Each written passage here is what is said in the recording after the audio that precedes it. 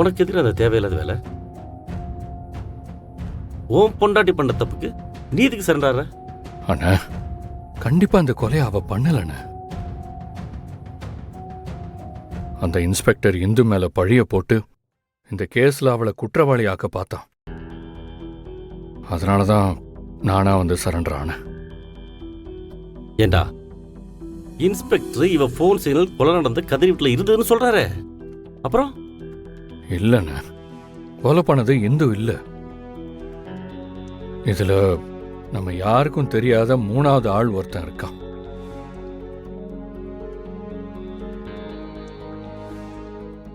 அவன் தான் இந்த கொலையை பண்ணிருக்கான்.